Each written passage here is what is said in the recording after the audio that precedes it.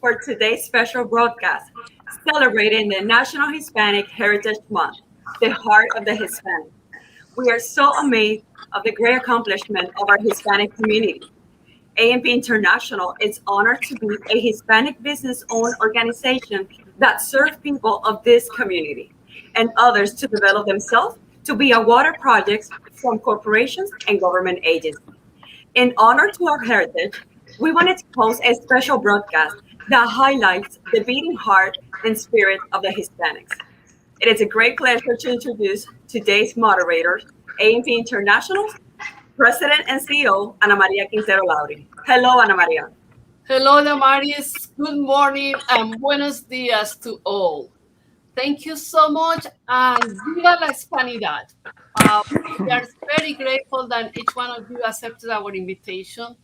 You were selected, including you, Susan, because you all had the heart of a Hispanic, and we thank you for that. Before we start in our panel, I want to mention why the Hispanics are so important. United States now home for 16 million Hispanics, according to the last census in 2019.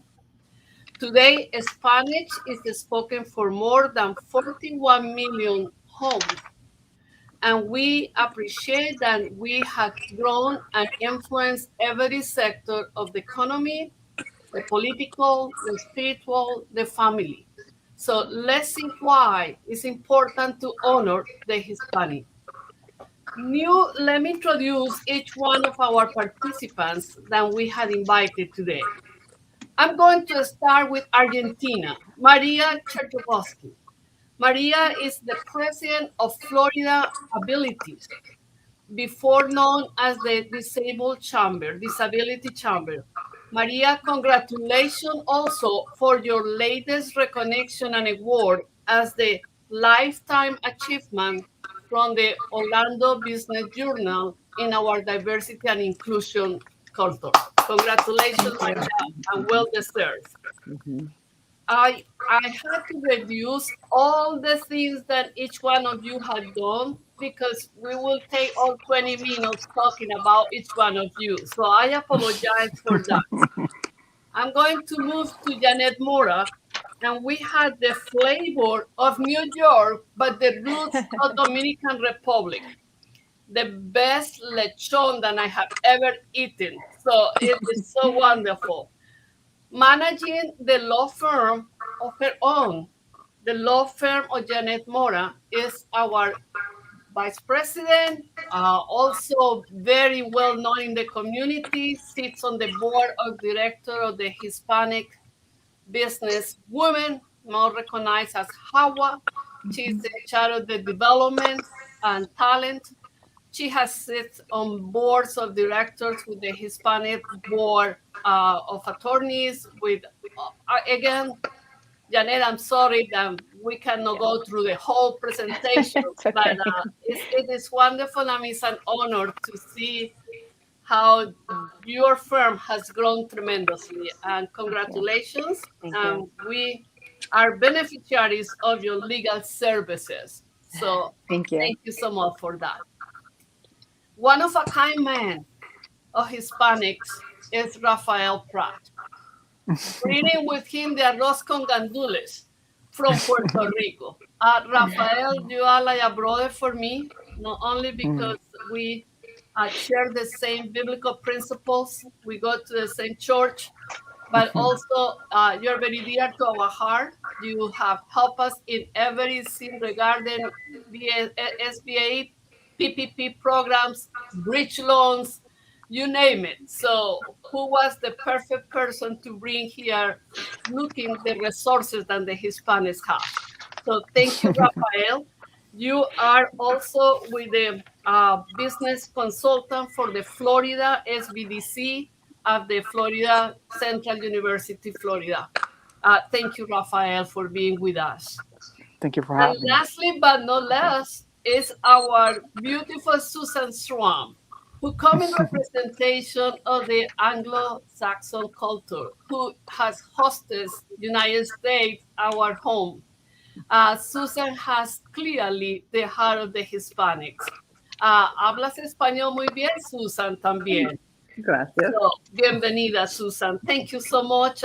Susan is the founder, president of Go to Market Impact.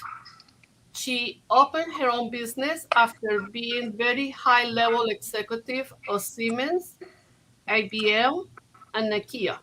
So she brings to the entrepreneurs and to the large corporations the knowledge of both sizes. And she has a special methodology that we use in all of our trainings for large corporations that is called the risk system. So in corporations don't invest in any initiative without knowing what are the risks and how could be successful. So thank you, Susan, for being here with us as well. Thank you. But let's start in understanding with Maria that our country's population grew by 22 million between the 2010 and the 2020 census. And 51% of that growth came from us, the Hispanic community. Yeah. So let me ask how, Maria, you personally have seen this growth in the community that you serve.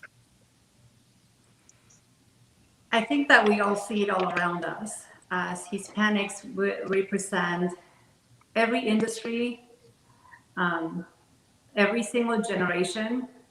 And I think that considering what's happening in the world, both based on political factors and economic factors, we've seen a huge growth in immigration. Not to mention the fact that the multipliers also impacted by how many of us have had children. I have personally contributed too. So I know that all of us have grown our families and brought relatives over because of what's happening in the world. Regardless of what may be happening in the US and whether we agree or we don't agree with the political environment and the social causes that are going on and have been for a couple of years, the US still remains the land of opportunity. And for that reason, we see the caravans lining up and people come into the US looking for a fresh start. So how and where do I see that? I see it everywhere. I see it as Hispanic moms who have taken a chance and left spouses behind, who have come to the US with their kids, who may be homeless or couch surfing while they're looking for opportunities and working as custodial workers. And it doesn't take much more than a conversation with them to realize that many of them have a college education. They may be dentists, they may be professionals from just about every single professional, and they're willing to start from the ground up just to get that leg up and start all over.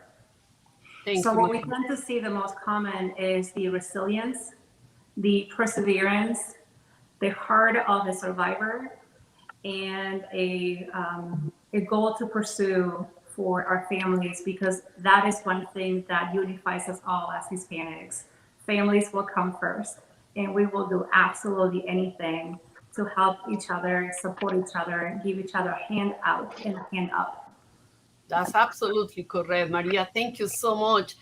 Rafael, a man of statistics. So, oh boy, you tell us about how do you see that growth? You have been helping tons of business entrepreneurs that are Hispanic, all kind of businesses you have supported. Tell us, how do you see that growth? well, it's kind of interesting because Maria mentioned a very important point. And I do see a lot of entrepreneurs coming here to United States, and the majority of them that I come across do have some type of college education or even training or skill set that they bring to the table. So then the question becomes, this is my core strength. I went to school for this in my home country. Now you're in a new land, and most likely you just have to adapt it and see what the market is offering you.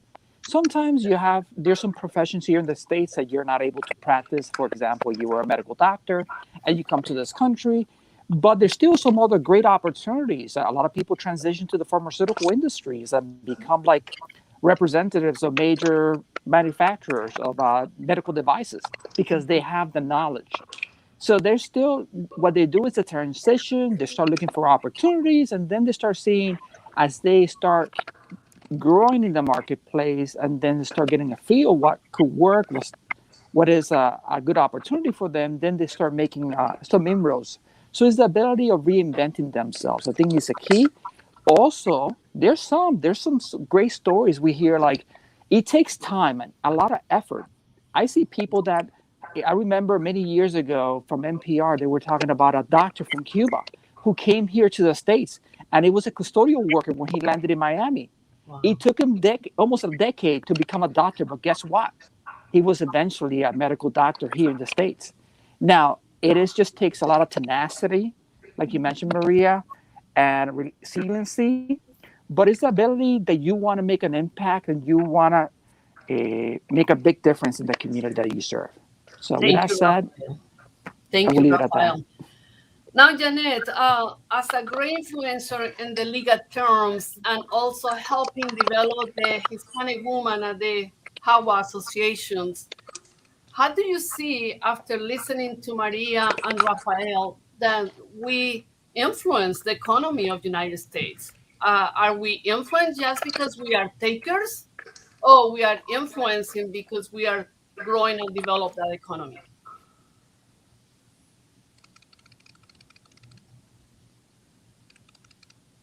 Janet, you are on mute.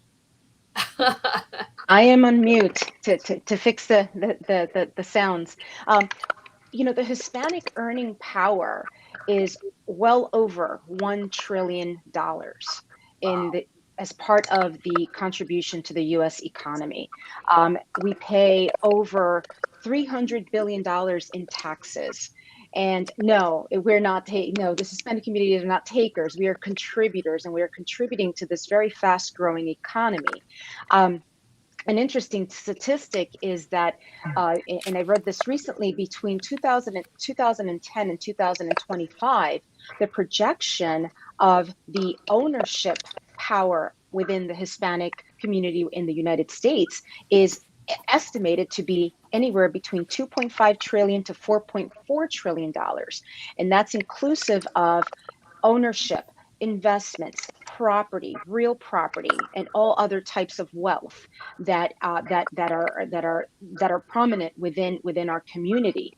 And what does that mean from the legal community and the legal side, and even on the financial side, is that, over time, and as our community and our population continues to grow, we will be a part of that transfer and management of wealth for decades and decades to come, as it will continue on to grow, because more and more are coming here, and if they're coming as immigrant status, there are professionals, as Rafael mentioned earlier. Even when professionals come, the perseverance and to start over, because unfortunately those licenses don't come straight here. There are many professionals who are doing menial jobs in order to survive and feed their families, leaving countries where socioeconomic situations are just not sufficient for them to survive.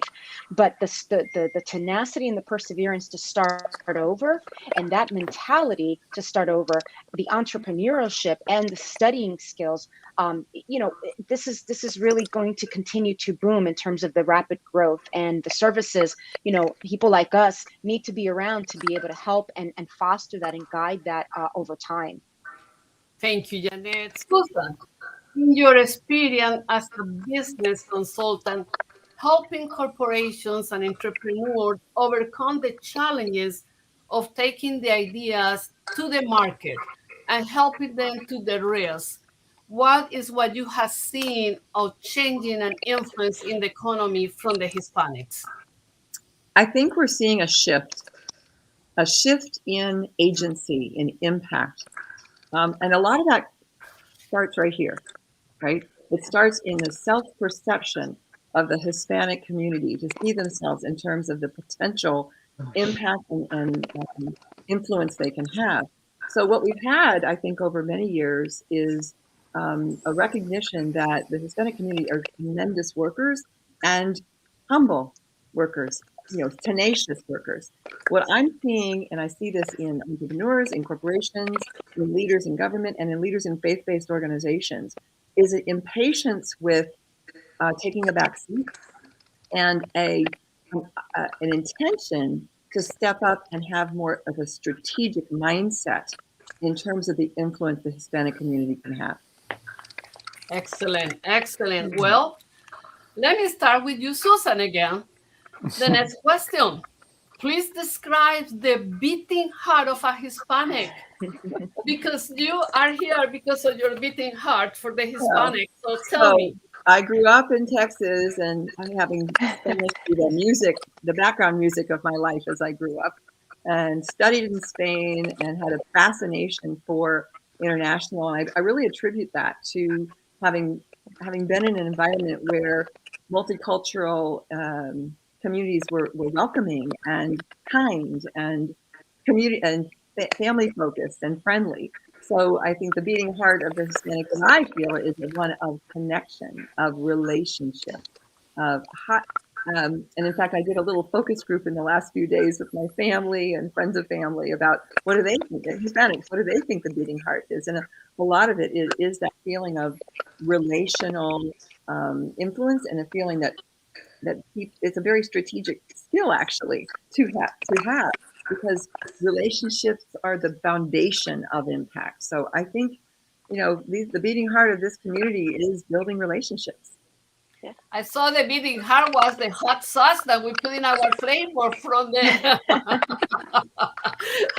Thank you so much. You mentioned, Susan, in one of our meetings, how much you appreciate the example of the owner of a Hispanic business, that he reduced his salary to be able to not let go other of his employees. And that's the heart.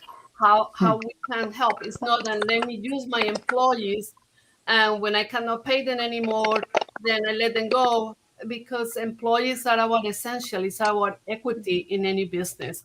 So, Rafael, what do you think is the beating heart?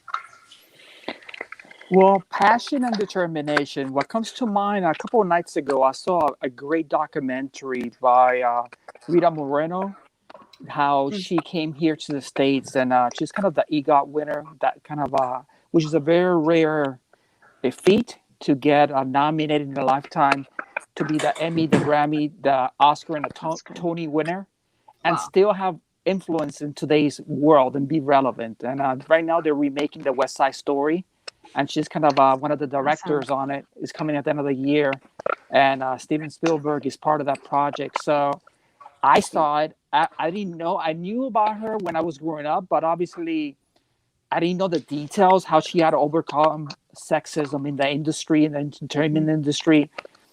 It's not only lights and glamour. There's a lot of things that you have to kind of overcome. And but she was determined, and she had to overcome so many barriers. She came from a little island in the Caribbean to New York City, and she saw the Statue of Liberty, and she was in deep winter in New York. And so the idea here is success doesn't come overnight. It takes a lot of hard work, and sometimes you have to work 2 or 3 times as hard if you're a minority than somebody else. But you know what? It really pays off, because then you can see the fruits of your labor, and then you can inspire other people to even for greater feats. So with that said, I was really inspired by Rita Moreno. It was in WUCF. You haven't watched it. It's a great program. It's documentary, an hour and a half, but very inspirational and refreshing. So thank you, Rafael. Well, Maria, in your community, you also have several Hispanic veterans that have no mind serving in the branches of United States. Yes. How is that heart beating? Well, no different from anybody else's. I think that one of the many things that makes them stand out is that they really personify the heart of a Hispanic, whereas you appreciate opportunities, but you still stand by tradition and honor. And there's a determination and creativity that they bring, because it's a balance that not many can have. A resilience and pursuit that is unique to them. And it's not just to the veterans is to anybody who has that duality. And I think it really stems from a personal choice that we make between two terms. One is acculturation versus assimilation. Awesome. And I think that that is the key distinction. We are all becoming a combination of the two, but the heart of a Hispanic, for it to continue to beat, there is a limited assimilation and more acculturation so that we do not lose our true heart, our tradition, our history, our roots, what makes us who we are, honor our past, our ancestors, and the hard work that they went through to get to where we are and the opportunities that we have. And I think that veterans exemplify that at a whole new level because of their commitment to a whole new nation, potentially. And we have some who have served in more than one nation as well. Thank you. Thank you. Any difference on the heart of the Hispanic woman, Jeanette? The heart of the Hispanic woman, it's you know, and even day to day, my day to day in my work, it's that commitment to take care of the family, and that is probably the strongest foundation that I see within our Hispanic families. It's to take care, service, take care, nurture, that family first perseverance. It's all about the family. And secondly, I will add to that is also the strength. The strength comes from that foundation of a strong faith. I can't tell you how many times now that I am serving in my community within the legal services and am able to make those additional connections with Hispanic family, Hispanic women in particular, and grandmothers. And in almost every single conversation that I have, it ends with Dios te bendiga.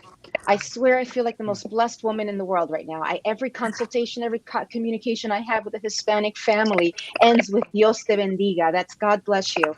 And that foundation of faith, I think, is really also the main core of really to take care of the family, take care of themselves, take care of their ancestors, their elders, their children. I mean, it just continues on. And that to me is a titanium beating heart of the Hispanic woman and Hispanic family. As a believer, I treasure your comment, Jeanette. Thank you so much for saying that, because in the scriptures, we see how the Lord said that we, the women, either build our home or we destroy our homes.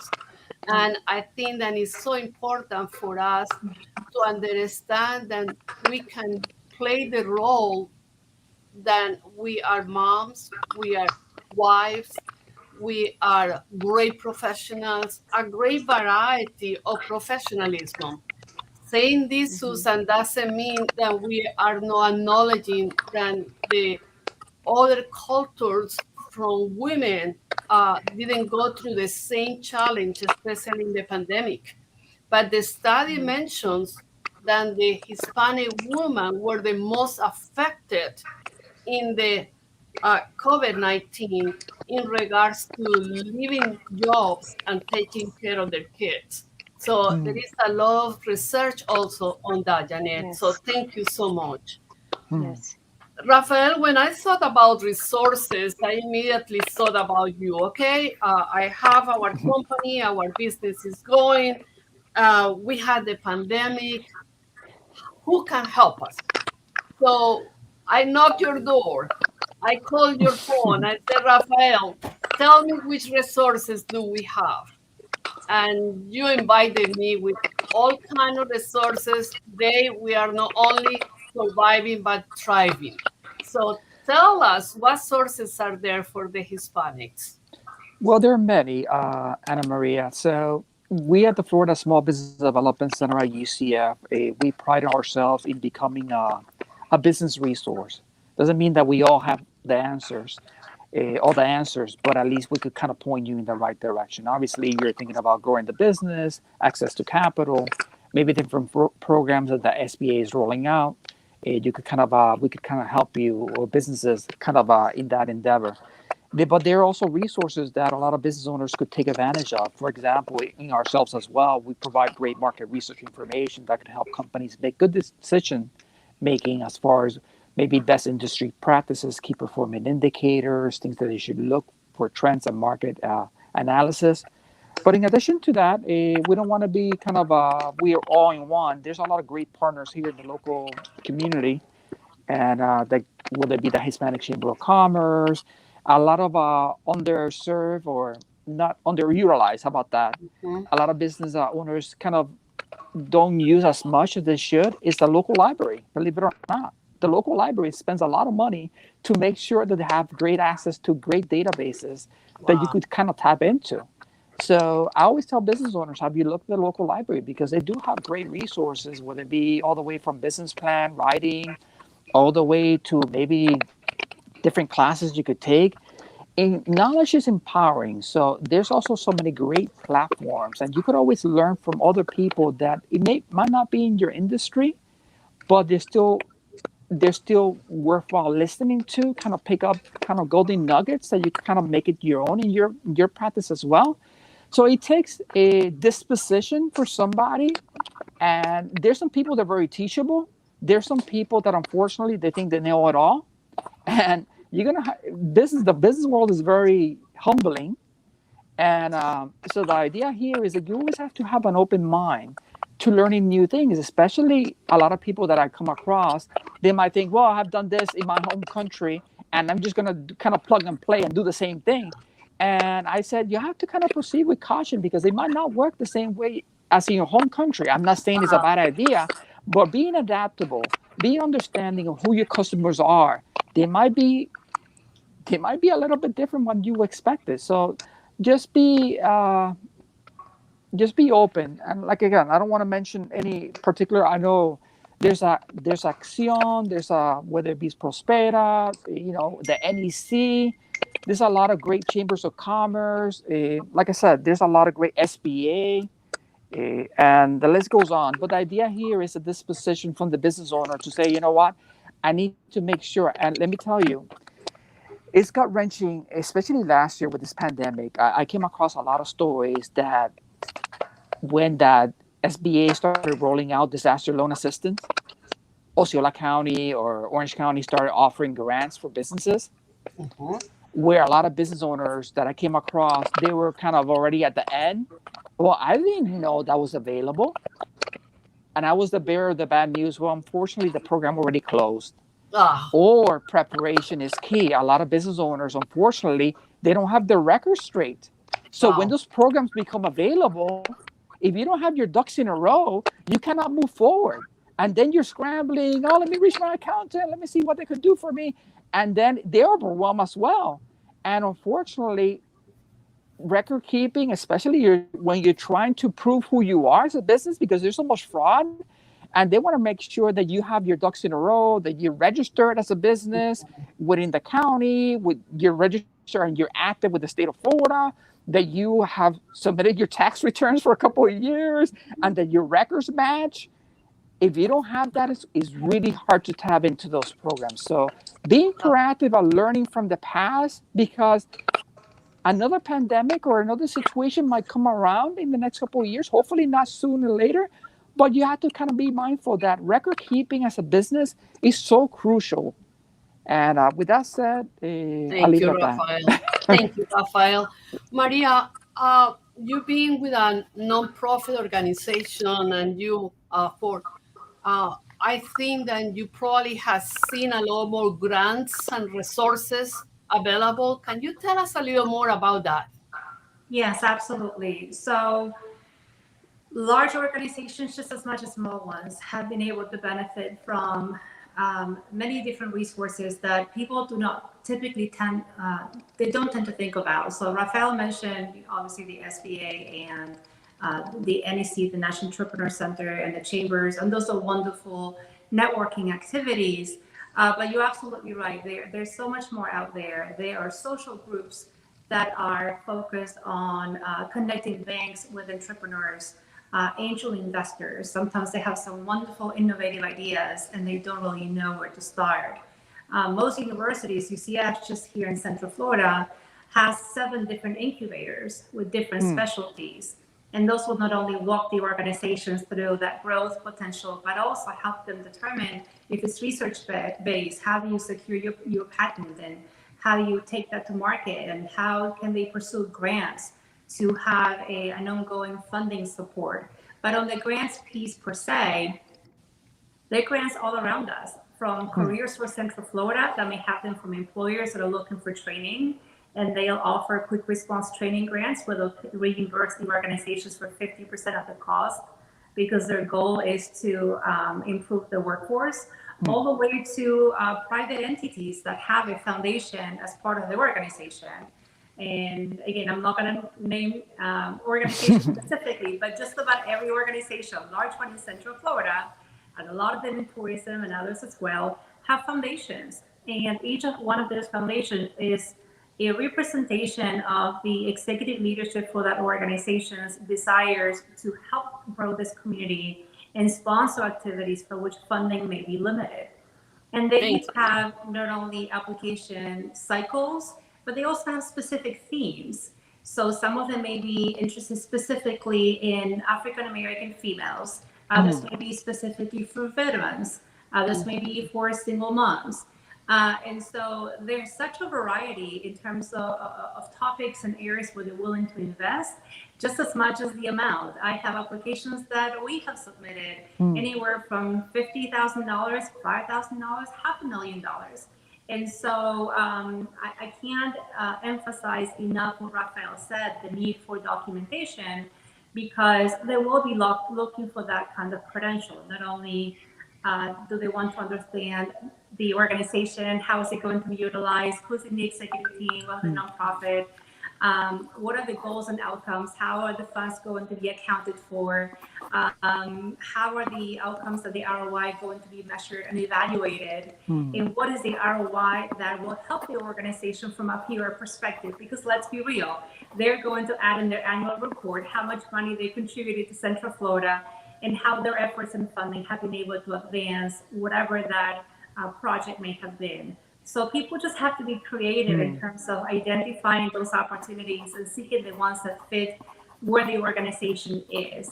For a small business, an entrepreneur starting out, clearly seeking a large amount may be a challenge. However, an incubator may be the right partner for them because they have access to them and they can provide the infrastructure that they may be lacking. So I guess part of the message is for entrepreneurs that may be watching us today, don't sell yourself short. Look for those partners and opportunities. Talk to attorneys, talk to even the city and the city council.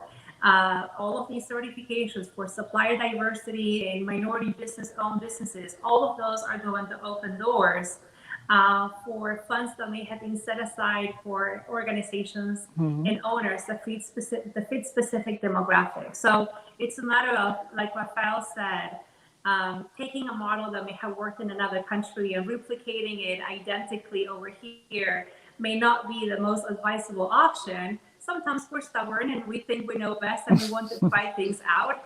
And then we come to our senses and realize that there's a reason why there's experts like everybody on the panel today who can provide that extra advice and support and guide entrepreneurs through potentially a better path.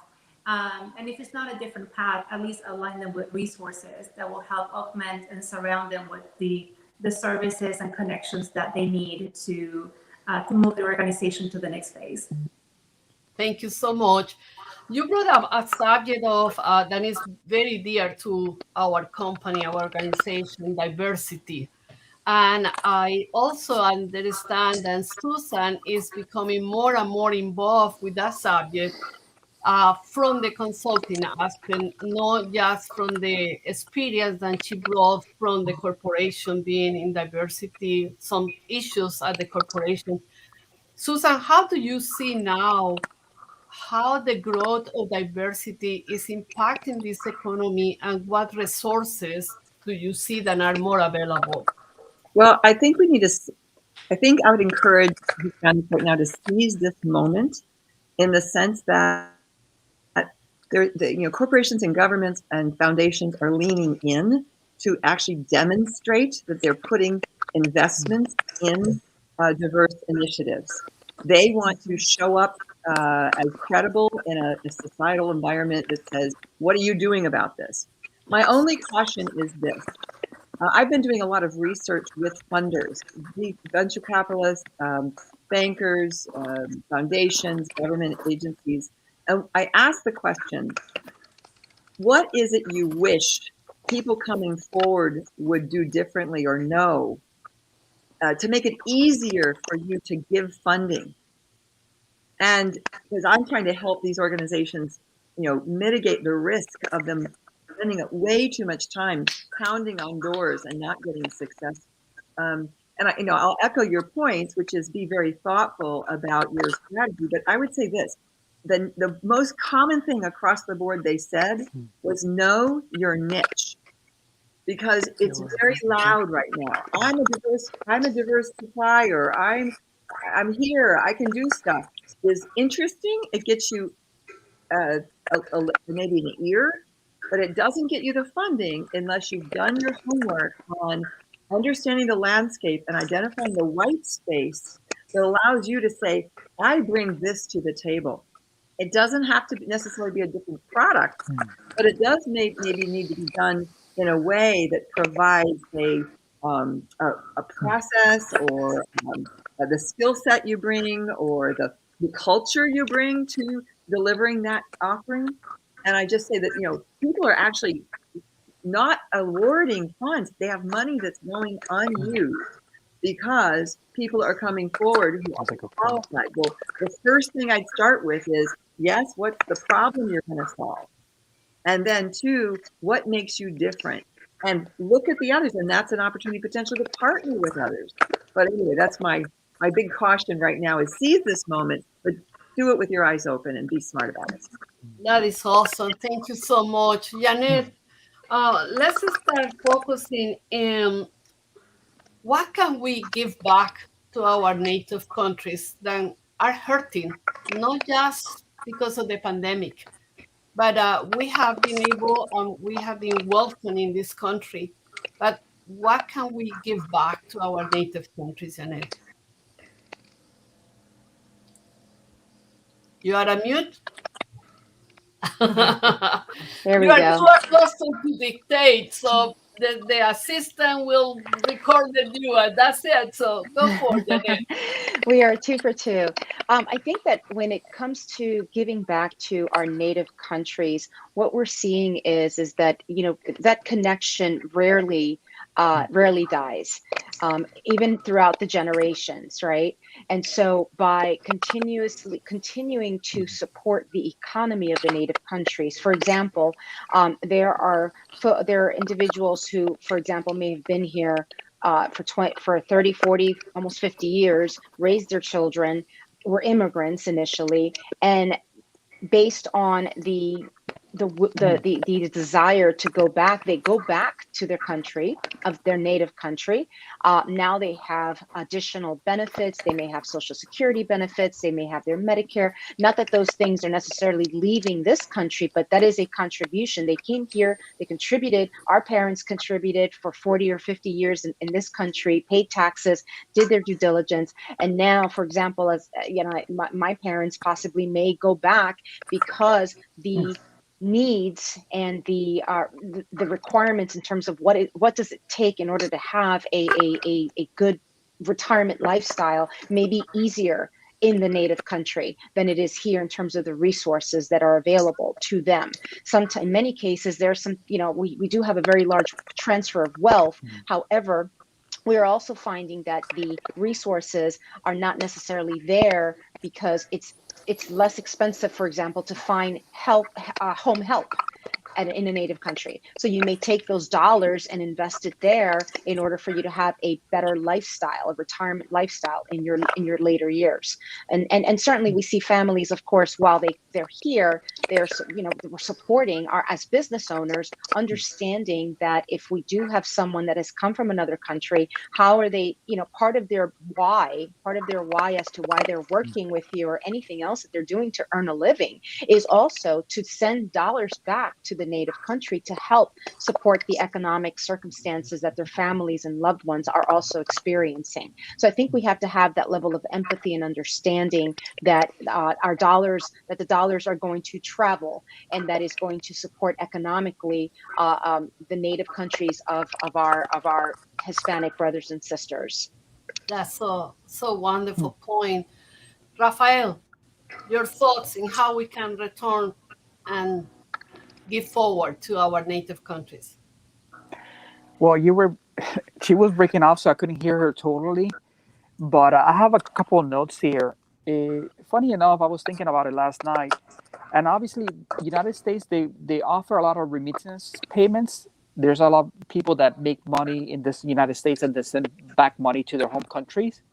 They Mhm. might be there. I remember coming across different individuals, and you could just tap into your country where you came from, and you would notice that you might have family members that they might be in need, and sometimes not turning your back to their needs, understanding that you know what you were there once, and sometimes things are Mhm. not as they are here in the States, and you sometimes take that for granted, and we get acclimated. But besides remittance, mission trips is a great way to stay in touch with what's happening in your country or the region or the world. A UCF, like any other major university, student visas, the opportunity for students to come to this country and be exposed to our great university system is a great thing. And lastly, tourism. And, taking, like, for example, my kids, when I'm able to take them back to my home country and, you know, showing me I grew up here, or this is where I kind of the landmarks, or whatever the case might be. At least they start putting the pieces together. So now they see pictures, maybe when you were growing up, and they see actual where that locations where those places really are. And I don't know, it makes it more that the heritage, right? The connections, and they might not be an expert on those countries, but guess what? It's always nice to know a little bit of your history, and at least some history of where your parents came from, so or your great parents came from. So in Thank that sense, touching base with maybe going out there to your home country every, I'm not saying you have to go every year, but every couple of years and so forth. It's Yeah. really nice to reconnect with your cousins and brothers and so forth. Maria Rafael spoke about mission trips. My husband and I has chosen your country for mission trips several times. We are passionate of San Juan and Caucete, which is a very poor town in Argentina, where all the grapes grow, and they had the grape season to collect them for wine, and then they live from that collection only. We went to a mission trip, and they were expecting 11 missionaries, and only 5 of us went. So we were quite busy from 8 in the morning to 11, but the heart was the most beautiful experience that we had. Our bodies were tired, but our mind and our soul were rejoicing because Mm, you have beautiful people. I also think that another opportunity for us has been training overseas, mm, because the more you equip people, so we have engineers, lawyers, that we are supporting and sending their money to graduate in universities there, because we believe in education. My mm, daddy used to tell me there are two things that nobody can take from you, Ana Maria: education and faith. And that is true. But how can we help, Maria, more countries like ours, according to your opinion?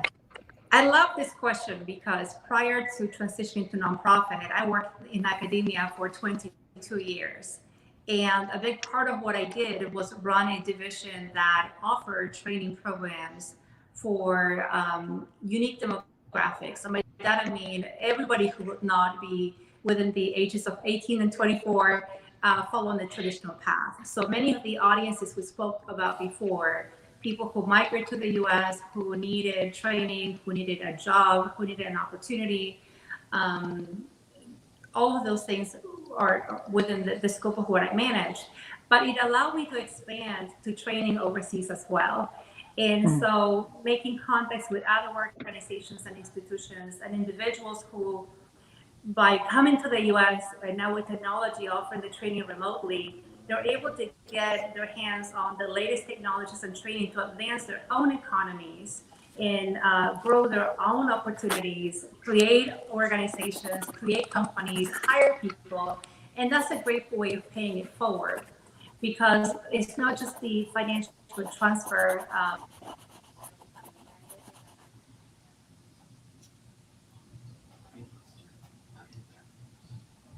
Well, we lost for a little while. Hopefully, Maria didn't go all the way to Argentina. Here she is. Okay. Okay, Maria. I'm sorry for the IT challenges, but we are grateful. Susan, let me bring you while Maria connects again. Besides loving your daughter-in-law who is Hispanic, what else can you give and pass to the Hispanic community? Yes. Did you have anything else you wanted to say, Maria? Oh, sorry, I don't know what happened. Okay. So I was sharing the fact that creating education opportunities to transfer some of the knowledge above and beyond the financials that can really help grow an economy and even a country. That will be helpful.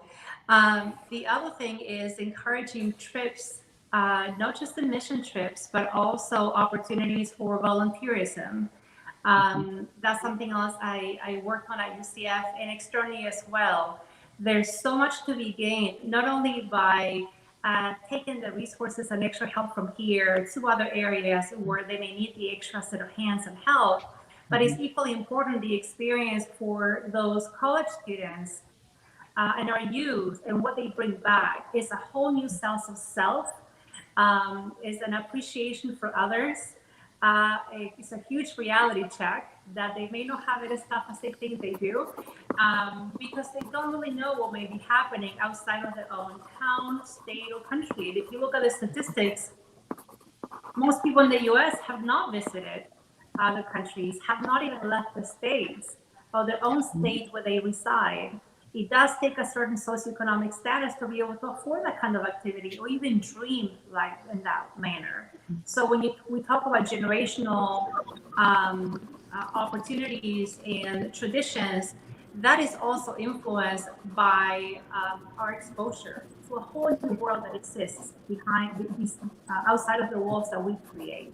And so any opportunities for even organizations to plan a week away as a team, those teams come back transformed, absolutely transformed, because of the experience, the camaraderie that is built, their time giving together, getting to know each other as individuals, and it really is transformational for both ends. So those are some things that we can absolutely do more of to give back.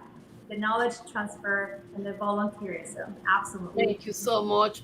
I see that Mari's back, Susan, so that means it's almost time to go, but tell us just one last thought from you, Susan. Well, one thing I think as an ally of the Hispanic community is that I think it's an artificial and many times umbrella. It's a great umbrella. It brings a forcefulness for the community, but inside the Hispanic community are many, many cultures. And I think for those of us who are allies of the Hispanic community to take the time to understand the individual, unique nature of every country that speaks Spanish around the world. And you know, there are some commonalities, but there's some marvelous differences. And that unique difference is something to be celebrated too. So I think we can benefit by that, and whether those people are in our own country or are we going to their country. Wow, thank you so much. That's a great point. Go ahead, Damaris. Well, I just want to thank you to all. I admire your heart and your desire to keep helping our Hispanic community.